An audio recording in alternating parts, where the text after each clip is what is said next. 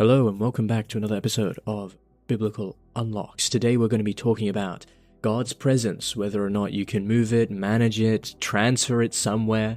And this is relating to the tabernacle, obviously. And something that's important now and something that we'll build on from 1 Samuel chapter 4 is that the Lord, the Ark of the Covenant, whilst it's currently with the Philistines, it doesn't stay trapped in the enemy's hands forever. So that's exactly what we're going to see. We're going to see the Ark among the Philistines, the humiliation of Dagon, and the plagues that actually follow. And how God shows that his presence is actually not some trophy to uphold, but rather a holy power to fear and obey. And I'll try and give you one immediate action to help you treat God's holiness with awe in this episode of Biblical Unlocks. This show is designed to help build your habit of reading the Bible, understanding the Bible, and applying it in your daily life. If you enjoy episodes like this, please consider following and rating the show. It's free, it helps me out a lot, and you can always change your mind later. Now let's get a little bit of context into the chapter.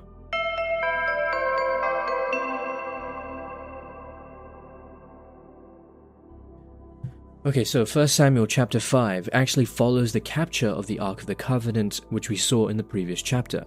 And it actually shows something that, like what happens when the Philistines try to place the Lord's Ark in the temple of Dagon. So Dagon falls before the Ark and then falls again and is shattered. And after that, the Lord is going to strike the cities with plagues, and the Philistines are forced to move the Ark from place to place. Now, the chapter is actually about the Lord's supremacy. He's not defeated by capture, not rivaled by idols, and he's not going to be present in some neat little foreign shrine. So this is what the chapter is going to be all about. Okay, so there's only 12 verses in this chapter. So I'll read the first 5, then 6 to 8, and then 9 to 12 at the end. So let's read the first 5 verses. The focus here is going to be the ark being placed in Dagon's temple. Then Dagon is going to fall. And my question for you is, why does the first sign we see involve the idol falling face down? Verse 1. When the Philistines captured the Ark of God, they brought it from Ebenezer to Ashdod. And then the Philistines took the Ark of God and brought it into the house of Dagon, and placed it beside Dagon. When the people of Ashdod rose early the next day, there was Dagon fallen on his face to the ground before the Ark of the Lord. So they took Dagon and put him back in his place.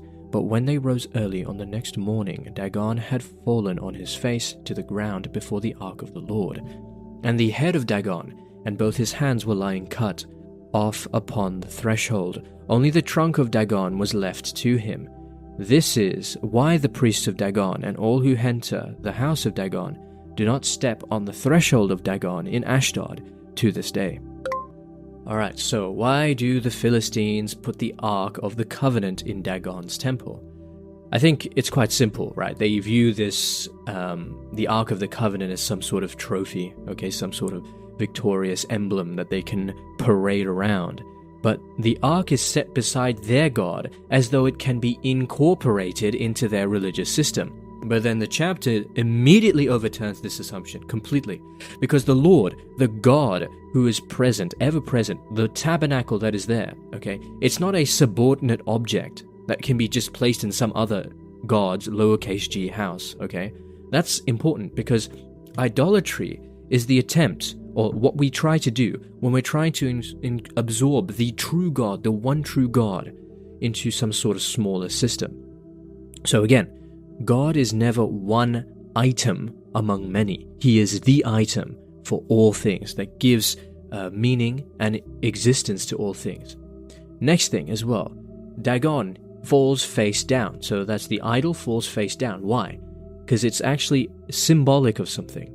The idol is forced into a posture of worship before the true living God. Okay? And the second fall, where Dagon's head and hands are broken off, make it even more clear, because false gods cannot stand before the one true God, the Lord of Israel.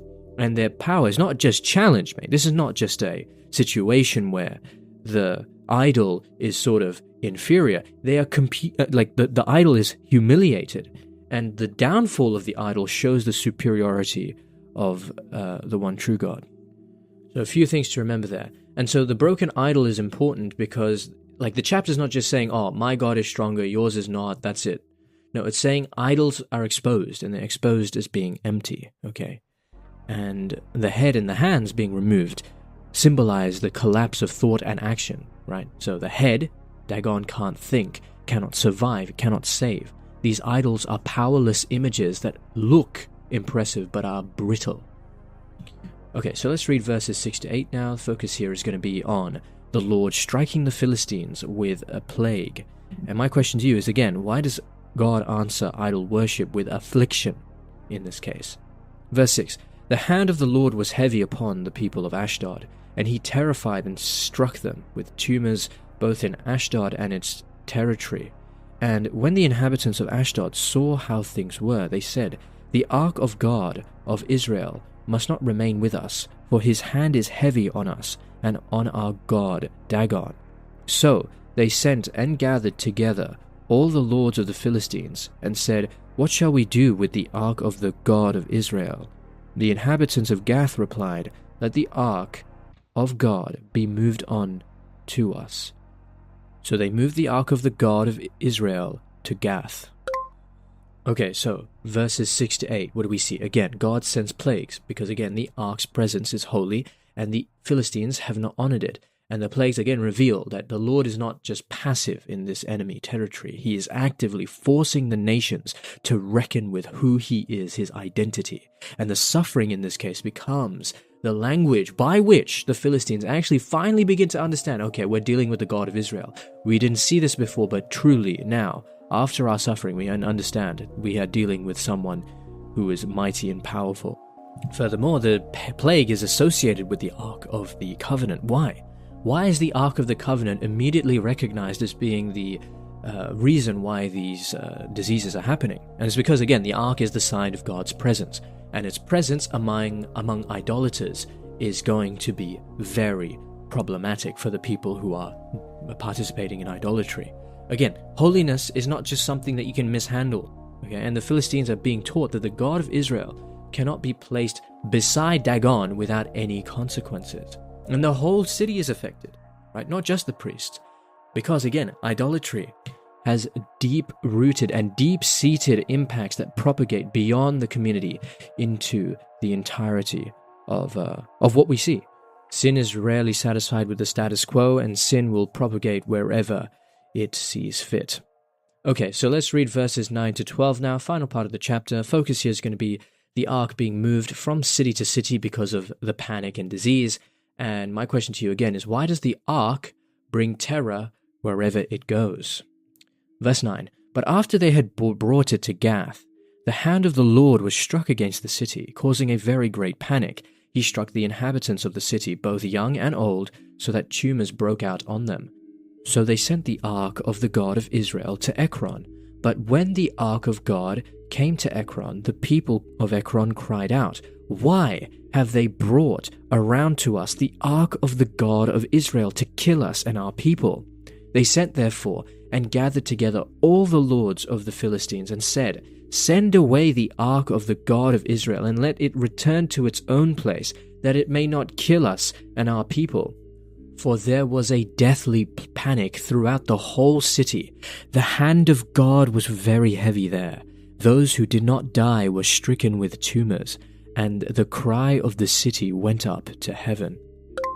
Okay, final part of the chapter. What have we learnt about this? They keep moving the Ark of the Covenant. They don't destroy it because the Philistines are terrified and they cannot handle what they have taken. Every city that receives the Ark of the Covenant suffers and panic spreads, not because the Ark is some magical, mystical tool. It's because the Lord is demonstrating that his presence cannot be controlled by those who do not belong to him, those who do not obey his statutes and listen to his word. And this is important because, again, there's a deeper meaning to this. The Ark is not a trophy for anyone. Israel cannot treat it casually, and the Philistines cannot keep it safely. So the chapter is ending right now, and it's ending with a very real purpose, that the Lord's holiness is still active, the enemy is still unsettled, and that God's presence cannot be taken for granted. And this is important because we need to remove that sense of complacency, right? Who are we talking about when we say we love God? Who exactly are we talking about? We're talking about the God of the universe, the eternal I Am, the very necessary being that has given existence to all other things, right? And if we're talking about God in this way, how can we treat this lightly? How can we treat this with so much flippancy? If we treat it with flippancy, that shows something. We don't really believe who we're talking about. When we see the word God, when we hear Yahweh, what are we even thinking about? Alright, so let's see how this chapter fulfills Jesus Christ.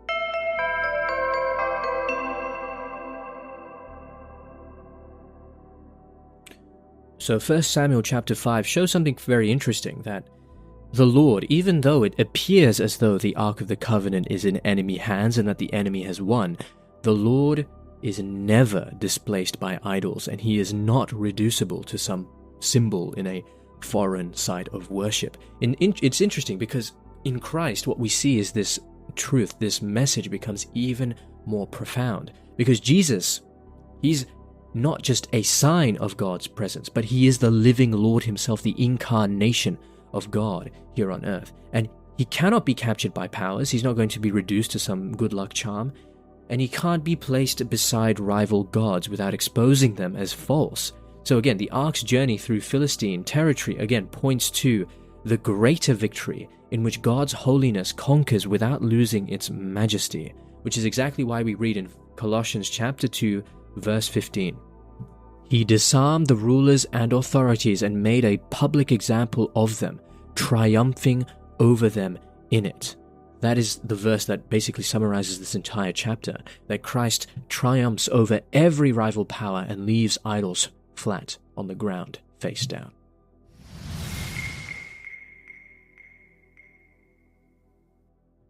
Alright, so how can we apply this chapter in our everyday life? We need to avoid idols. That's the most important thing that we need to pay attention to. Where are there idols in my life? And where do I think that my life can coexist with God without, like, these idols can coexist with God in my life? And you need to pray, ask the Lord, Lord, is there anything in my life that is taking precedence over you? Obviously, I feel like immediately things will pop into your head that I really shouldn't be doing this, but I really shouldn't be giving as much attention, time, and devotion to this thing as I should, but I'm doing it anyway because I don't know, it's just because I don't pray, I don't value the relationship I have with God as much as these finite things. So say that prayer and expose the idols that are present in your life.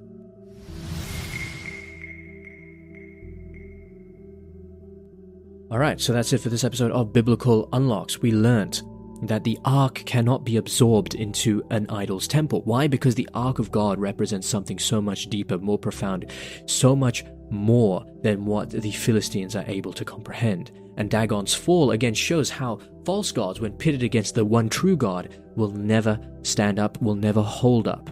And the plagues, again, they show something. They show that God is willing to actively go into situations and prevent his name from being disregarded and from his holiness being diluted in the temple of false gods.